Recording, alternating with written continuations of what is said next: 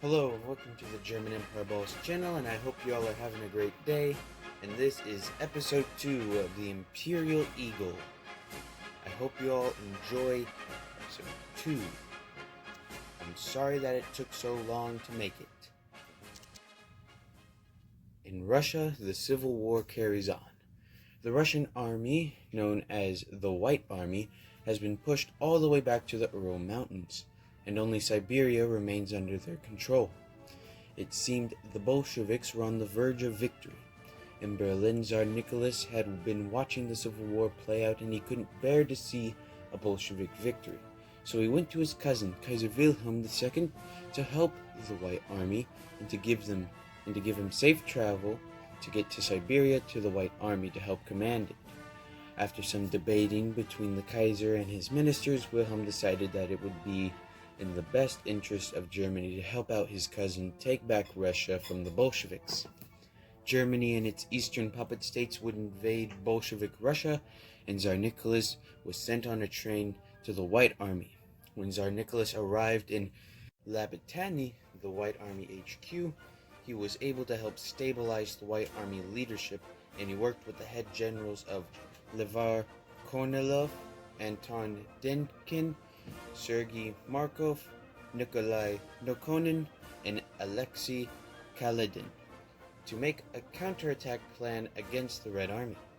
In May of 1919, the German and Polish generals Hindenburg and Rozwadowski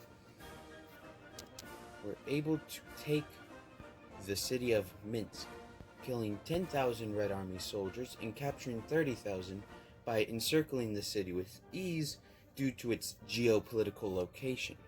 This Bolshevik defeat put pressure on Lenin in the West, and it redirected his head general Leon Trotsky to fight the better equipped Germans in their puppet states, and would put third in command Joseph Stalin in the east to defeat the White Army. Meanwhile, in Moscow, the people there were starting to get angry at this new Bolshevik government. The Civil War had been going on for about 3 years now, and they were promised peace. And Lenin had created a secret police force to spy on citizens in case they were being anti-revolutionary. The Bolshevik authority was beginning to crack due to its false promises and its spying on the Russian people. One wrong move and it would start to crumble into pieces.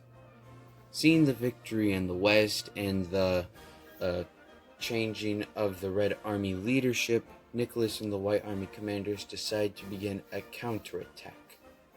Back in the West, the Germans were starting their march to Smolensk, the gateway to Moscow.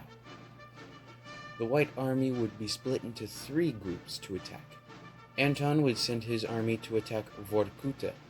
Alexei would send his army to attack Usyk, and Tsar Nicholas would send his army to attack Ostkara.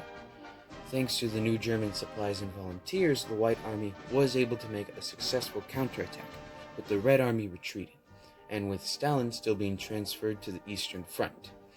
This victory would begin what's called the Great White Advance. In September 16, 1919, the German forces in the Royal Baltic Union were on the gates of Petrograd and were preparing for a siege of the city. In Asia, the Empire of Japan's economy and prestige was on a downcline and wanted to restore its honor and power as a nation and empire. So seeing an opportunity in this Russian Civil War, Japan declared war on the Bolsheviks on December 31st, 1919, in hopes to get land in Siberia for contribution. This was bad news for the Bolsheviks.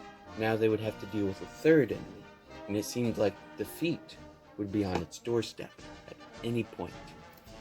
In February of 1920, the Germans finally managed to reach Smolensk, which had become a Red Army stronghold. Trotsky believed they would be able to hold and push the Germans back. Meanwhile, in the east, the White Army and the Japanese had taken 317 kilometers of land and were pushing rapidly towards Oksino, Stalin's HQ. In the west, the Battle of Smolensk began. It was an intense battle and became the bloodiest battle in the Russian Civil War. It went for about 2 months, with shelling and charges taking the lives of thousands. Finally, on May 27th, 1920, the German Empire was able to encircle the city and capture it. Trotsky surrendered him and his forces and was taken as a POW. This was bad for Lenin, as he had just lost his best general. And to make matters worse, Petrograd, one of the most important cities in Russia, fell to the combined forces of Germans, Finns, Estonians, and Lithuanians. The gateway to Moscow had just been captured, and the advance to the city had begun. Lenin realized all hope was lost in the west and ordered Stalin to retreat back to Moscow with his army to make a last stand. With this order, the Whites and the Japanese pushed rapidly to Moscow as well, and met up with the Germans by December of 1920. The siege of Moscow began.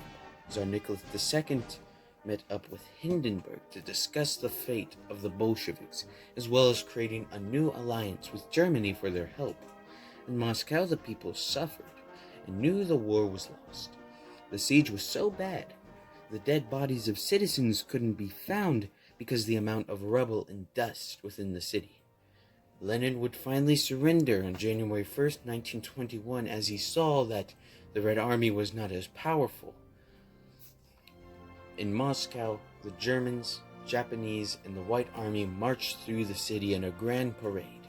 Tsar Nicholas and his family was put back on the Russian throne, and he began to rebuild the city, and with the help of the Germans, set up a new Duma based on the government of Germany and Great Britain, to make sure something like this would not happen again, by helping a future Tsar who might be untrained to lead.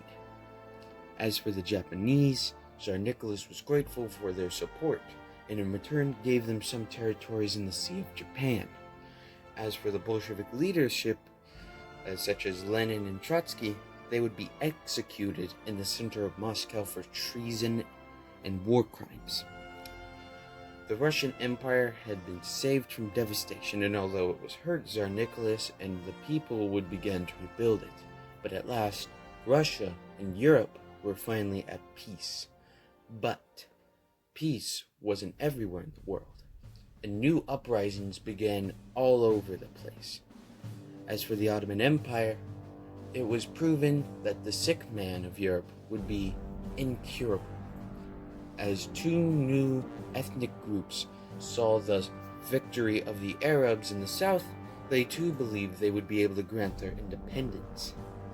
The Jews and the Kurds. This would start the great revolts of the Middle East. And that is the end of the scenario. I made it a little shorter because that 15-minute long video from last time, about 3 months ago, I think, that was a pain to make. So I made this one a little bit shorter. I do hope you enjoyed the video, and Liberty Lost Part 2 will be coming out soon. So goodbye, my friends, and I will see you all next time.